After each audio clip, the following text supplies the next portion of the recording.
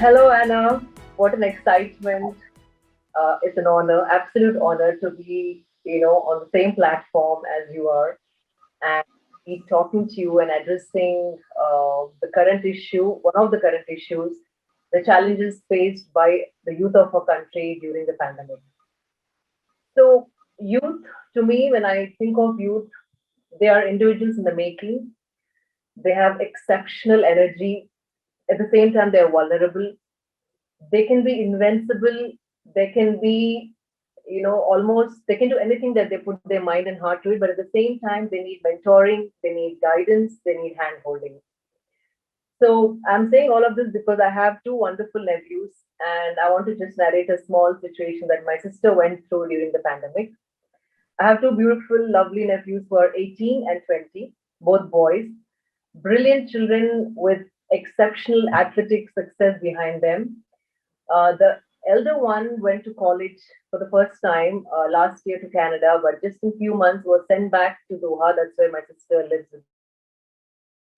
And he was just exploring life and just like living it because he's out of the house for the first time. And just in few months, he was back home.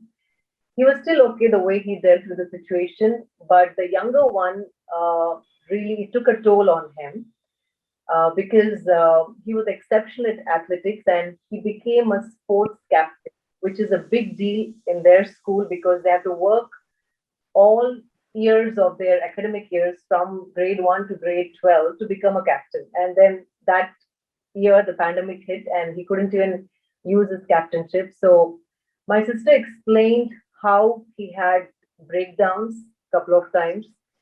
He was extremely disappointed, dejected, and he used to lock himself up in the room and just have these long days. I don't know what he did in those in the rooms, and he was quite outgoing and quite athletic. But again, having said that, they're strong boys because they were into sports. They were mentally strong. My sister could help them out. But again, my sister kept saying throughout the pandemic that whatever she did, every day was different. She couldn't apply the same formula every day to help them out, and it wasn't easy for her. Thank God we had the support system, the family, so they're now adapting to the whole situation. But this is one of the best situations. They are worse situations people are going through without much support. To begin with, I want to pack three questions together and ask you what are the effects of the pandemic on youth? And are the challenges the youth is facing are different from the challenges children are facing? And how can parents be empathetic and more understanding of their situation? So first, let me say something that I have started from actually this year of the pandemic. Last year, it didn't even strike me, so I can just tell you the change. And that is to move from greeting everybody with namaste to actually a South African term called Sawubona. And the meaning of Sawubona is to just say, I see you, I hear you, and I care about you.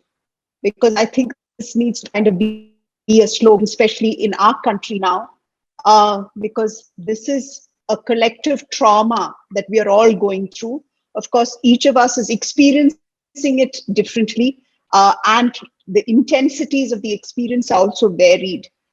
I also really appreciate you having brought your own personal narrative, because I think that's the key to our youth today all over the globe, not just in India, but all over the globe. That is, they relate to authentic narratives. They're, they relate to that, they connect to that. So I think the very fact that you brought that in is it's very key to them, authenticity.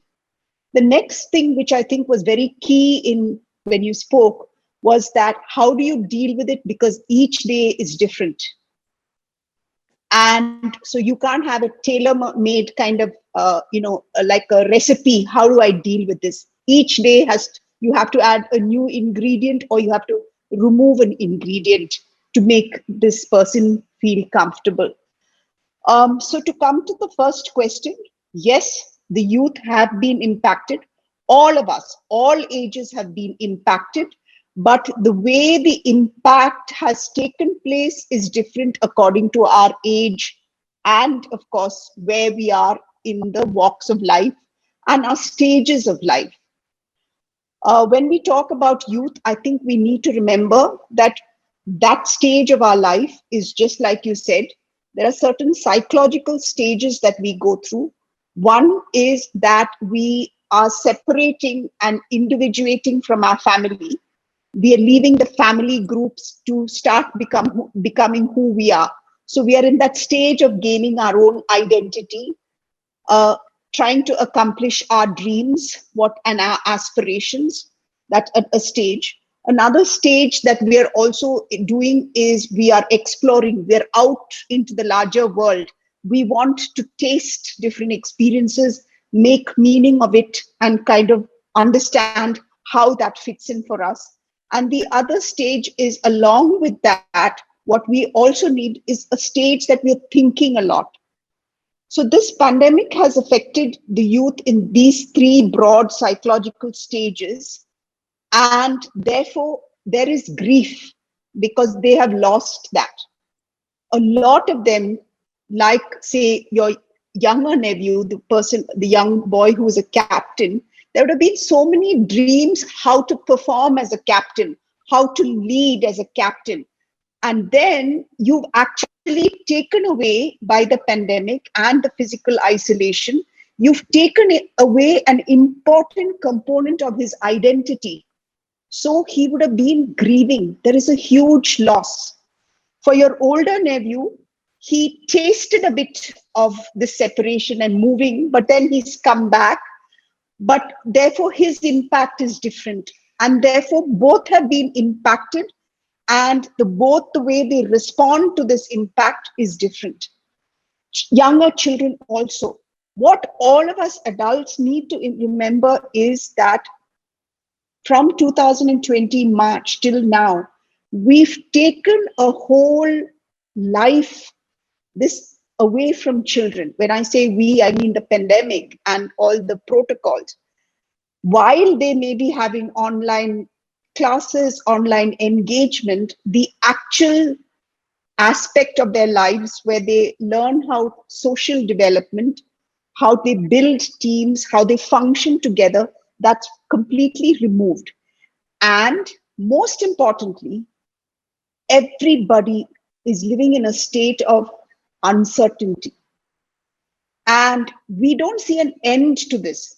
We can live. I can live in uncertainty, say 2 days, 3 days. Okay, you tell me it's a month, but we're all looking for the end.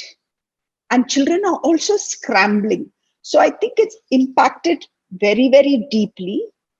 And the last 2 days, because I was actually, reflecting on this, our very talk this afternoon, I was thinking of the education system itself. The whole system has to be changed because we've never had this experience. So the way curriculum is designed, the way education is looked at, everything has to be changed. So youth are really, really deeply impacted. There's a lot of grief, and the way youth express grief is very different from the way adults express grief. There are stages of grief that we all go through, but youth may express it differently. So I think one, how do we empathize? I give a few pointers to empathize. One is be flexible with them in their structure. What do I mean by that? That is their daily schedule. Let it not be rigid. You need to have flexibility that they may do it for 2 3 days and they may then fall short. It's okay, they will come back. So be flexible in their structure. The second thing is be open to learning their thoughts and be open to learning their thoughts. You might not agree with it, but I think to be open that that is where they are and that is their context, and just listen to what they are saying. And the third most important is what you actually started, is lead by sharing your own vulnerability, because children learn from modeling. they don't learn from instruction. So if an older person has the capacity to share their vulnerability, it gives them permission to express their grief, their anguish, and whatever is going on. So I think these are three critical steps that I would do with youth today. And do you think men and women or the girls and boys differently express their emotions? Do they have different challenges? Yes, we do, because the way we express our emotion is the way we are trained or learned from infanthood about how a girl expresses emotion, and therefore how a woman expresses or how a boy expresses. When boys are anxious or men are anxious, especially in our Indian context, it may not come out as sadness, it will come out as anger and irritability. Whereas when girls are sad, they will cry or they will sulk or they'll withdraw. The other thing is that boys are encouraged again to kind of be very stoic. And what do I mean by that? To kind of bottle up everything and withdraw and talk in monosyllables. Girls or little girls, and therefore women, are encouraged that at least they will learn, they talk to the other girls or their girlfriends, or women talk to other women. This is primarily a difference. If you also look at between men and women, men, when they engage with other men, they talk about their work. They don't talk about personal stuff. Women, when you get to know each other a little more, some aspects of your personal stuff, it becomes very much more easy for you to express. And these are what we call gender learned expressions, which are culturally driven. So yes, we do express differently. Now, at this point, I want to bring some of the participants who have very small children. Little children express anxiety through physical symptoms. That is, you'll hear children saying, I have a stomach ache. Actually, they don't have what they're trying to express is that their stomach is feeling the anxiety. And that's really because if you take a step back, in the animal kingdom, the human being is the only one who exposes their underbelly. All others crouch, and that's protection, because that is where we experience all our fears and our anxieties. So when little children say, my stomach is paining, it may not be actual physical pain, but actually they're sharing about being anxious or fears. So, the youth, do you think this pandemic situation will scar them or impact the psychological structure in the long run into their futures? I'm deeply concerned that it's going to, and let me take a few steps back and tell you why. This experience globally of the pandemic, we've never had anything like this. We've all experienced difficulties in life. We've had disasters, but these were all localized disasters. It was not like global, a pandemic.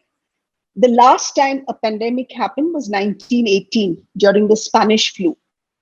And then, of course, we've had World War I and World War II. But what we need to remember is, even today, if you go to Europe, there are people whose parents and grandparents were part of the World War, and they have had certain harsh experiences.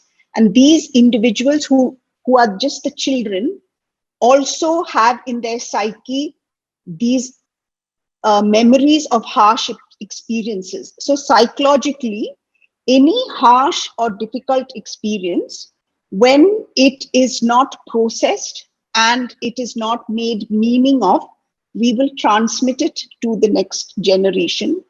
And that is why even during this pandemic, there are a lot of people who've actually gone through early childhood trauma before the age of 7, that they are much more anxious and agitated than somebody who's not been through a trauma, because the brain recognizes triggers. It cannot intellectually separate, but it has memory to recognize there is trauma. I've had a trauma, so I'm already in that agitated state. So, yes, it's extremely important that all of us as a global society process this experience and make meaning in our own unique way, so that we heal and we transform and not pass it into the next generation. Yes. So, having said that, how can society intervene and help, youth and children? Like, what kind of necessary help that can be given from the society? So, Shilpa, one of the things that the WHO has already stated and alerted us is, while Corona and COVID 19 is a pandemic, alongside there is a shadow pandemic already begun, and that is mental health issues. America has already released data that 1 out of every third to fourth American is already going to be suffering from anxiety issues and mental health issues. India, we've not done the data and we don't have that research. I think we are impacted, all of us are impacted. So I think uh, what we can do now is encourage people to be able to process whatever they're experiencing. How do you encourage, like what you all are doing, having these talks? And I think this is the first step, creating awareness. In fact, when I heard, what you're doing now, say in mental health, is part of sustainable living, because you're actually working in sustainability of the human being. Yes, I know you do a lot of work in terms of food and health and things, but this is also part of sustainable living. And I think to be able to educate people, uh, and also actually now all the stakeholders, whether it is civil society, whether it is all of you who are social influencers, actors, um, educationists, everybody, it has to be a coming together of everybody to address both COVID 19 and the fallout of COVID 19, which would be mental health issues. Because if you have unaddressed mental health issues, it doesn't just stop at mental health. Unaddressed or unprocessed mental health issues will then lead to physical issues.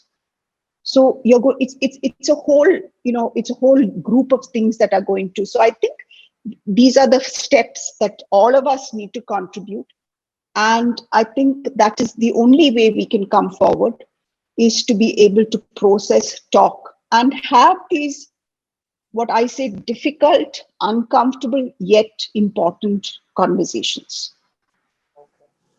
So, youth, again, they're not too young to not understand a lot of, they do understand a lot of things. And I feel today's youth is very intelligent and capable than any other generation of youth that I've seen.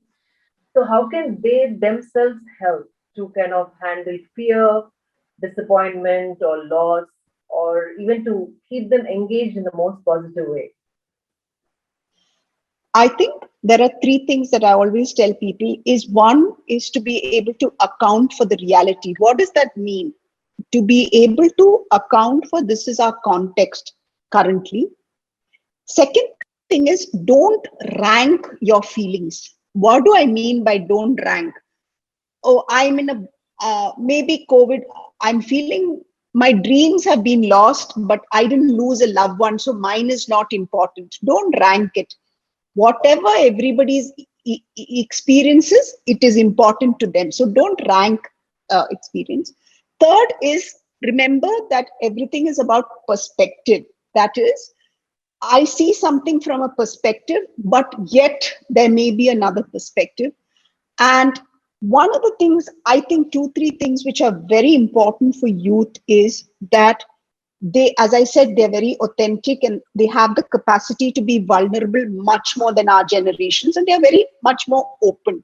So I think to encourage that form of communication, and also, which I want to bring up here, is to highlight to youth that it's okay to actually feel stuck. What do I mean by feeling stuck? So yes, we have the pandemic, we have the shadow pandemic, and there is something else that disaster brings. And that is what the youth need to know. It's what we term as an existential crisis. What is an existential crisis? Basically, you go, there are certain questions you ask. One is you are confused between what is meaningful and meaningless. You make choices. You're confused that youth, a lot of youth, I was talking to a very young organization where a lot of them said, my dreams have changed, and is that okay? Give them permission to change. It's okay.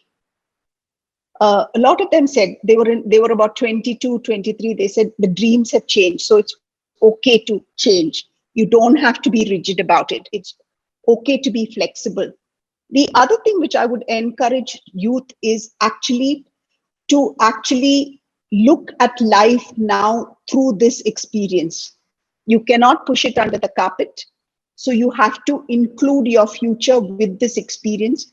And there would have been some key small learning. So include all that. And I think these are things that the youth need to understand. It is an extremely hard lesson that youth have learned through this pandemic. And that hard lesson is the fragility of life itself. I don't think youth would have had to face so much of death the way they've had to see it now, which is actually very, very intense. So I think these are the harsh realities. And to give themselves the credit that each day they have coped. And therefore, they do have the capacity for resilience, because all of us, every day, we are coping, and we need to, at the end of the day, we need to account, I have coped today. How I cope tomorrow, I will cope. But so I think we have to build, yeah, what we have to build in ourselves. So I think that would be my message for the youth. And also, youth can only help youth, is what I've heard a lot. And I think when I was young, also, I always felt my parents never understood me. Only my friends understand me better. So how can they help each other? Like how can they help their peers in and I think it's okay, good for youth to start peer support groups, which we encourage now. Peer support groups to be able to share and talk about their vulnerabilities in their context. That's one. And the other thing is, I think also for youth to be able to come together and lead differently.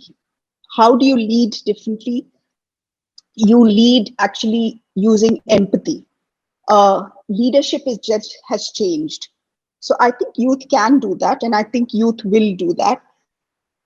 I think that's the way they have to come together, because yes, they relate to each other very differently from the way we would relate to them. absolutely.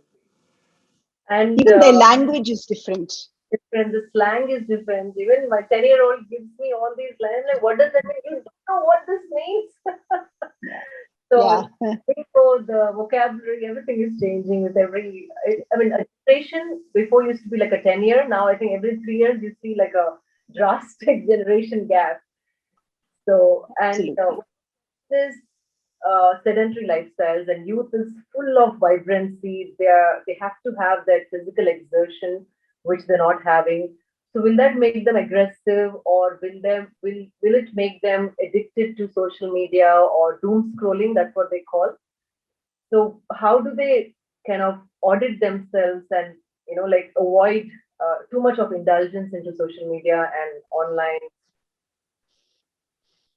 Okay. So is physical activity important? 300% Shilpa. Uh, they have to have some uh, form or a channel for some physical activity, because what does a physical activity do? It actually activates your feel good hormones, whether it's endorphin, whether it's serotonin, and whether it's oxytocin. Oxytocin specifically is what we all need to connect to other fellow people. So it does activate that. So do they need physical activity? 100%, or to me 300%. Now, this phone, all of us use this phone. This has in it something called a blue light. That blue light is actually addictive. Now, how is it addictive?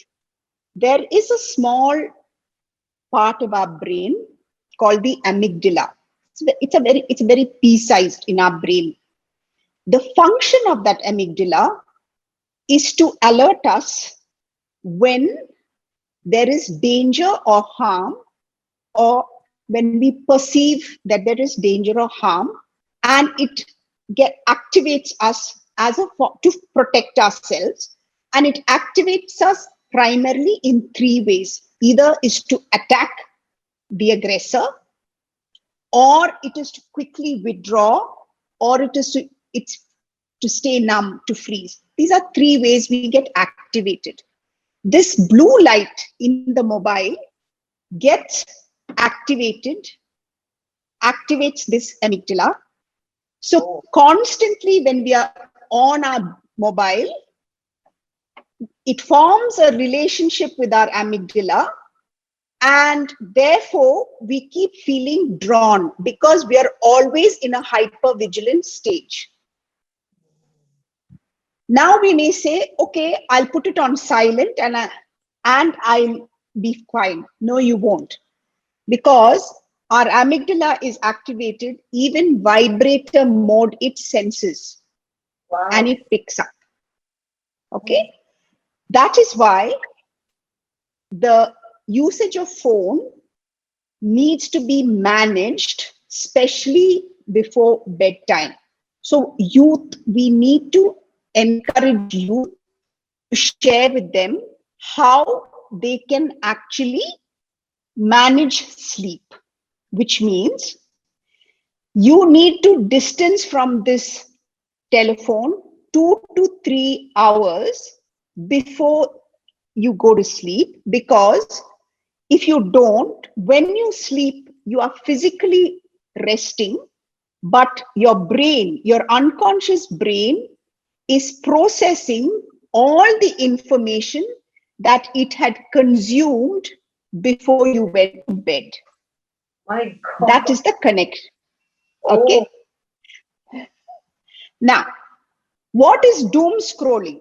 I told you about this activated amygdala. Doom scrolling is, all of us do it, including me. Once we start feeling that something is going to happen, we start scrolling for more and more information. Basically, it's our need to get control to protect ourselves.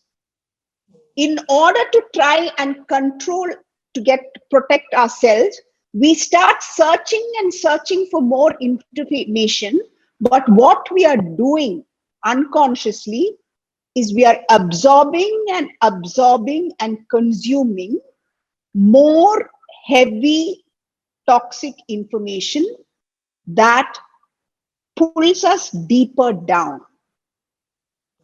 And therefore, then when we keep this phone away and we go and rest, we don't actually rest. The body has not rested because the unconscious has been processing.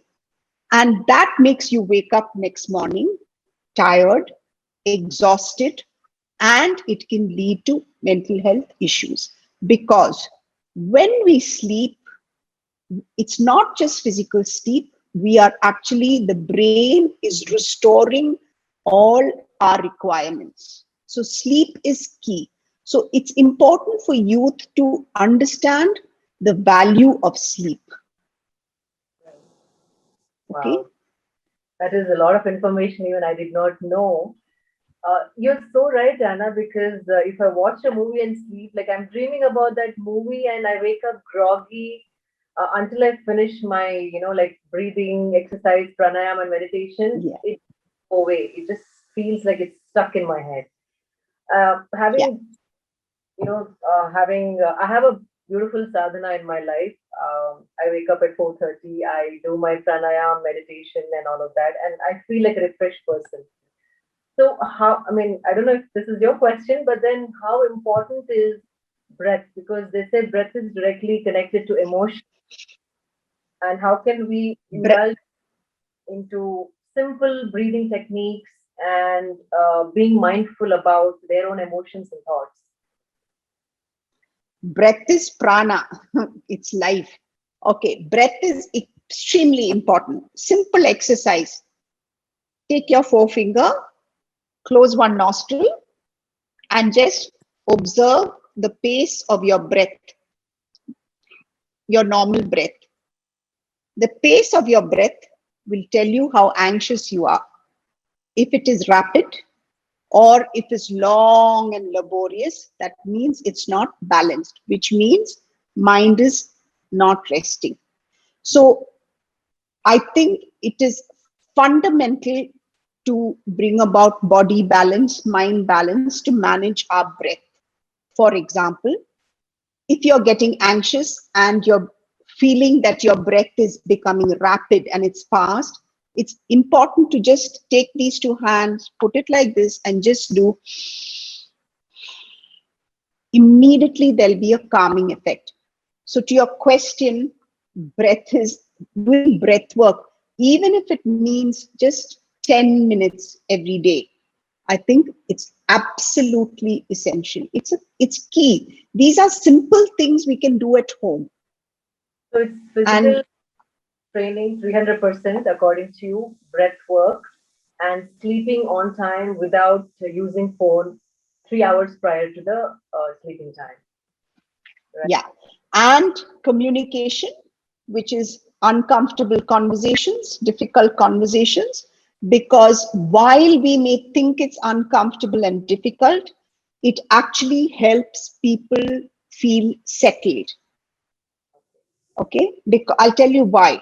Because very often youth and children, they sense what is happening, and if they're not given permission to have these conversations, they make their own meanings, and that can be more troublesome than them discussing it with older people and understanding what the parent is also feeling, so that there is a common, everybody is on the same page. Wow, this is, yeah, this is very important for every parent. These are skills. every parent who every parent, however old you are, please remember a child is able to understand something about death by the time they are 3 years old. So, according to the child's age, you need to give them age appropriate information on some of these difficulties that the whole society is facing. For example, they must be questioning why little children can be questioning, why are we being physically isolated? Why can't I play? We need to be able to explain that this is about a safety protocol, it's not a punishment. Right. And again, about youth, that's the age, the youth want, man wants a female companion or a female wants a, not a companion, but then they want to kind of explore another gender differently. So, of course, they're restricted with all of this. Will that also impact psychologically? Yes, it will. In fact, three areas it will. One is we need that relationship, because essentially human beings are again relational animals. We need relationship. We can't only be with our family system, and especially youth. But as I'm getting, I need those outside intimate relationships. It's very natural. So will I need that. I also need that connect, um, to be able to express my youthfulness not to family but to a partner or a companion or a intimate friend. We need that, and therefore I think yes, it will impact. And in fact, they're doing studies where physical contact, again there's a research study which is showing the lack of physical affection and that contact, how it's impacting the youth.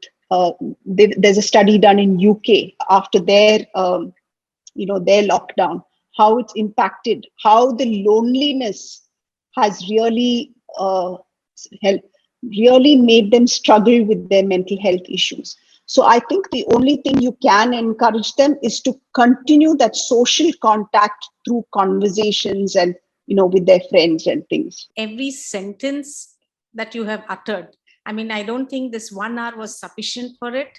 There was so much of knowledge you had. I mean, we could have probably 10 sessions with you, and you had so much to talk about everything. Thank you so much.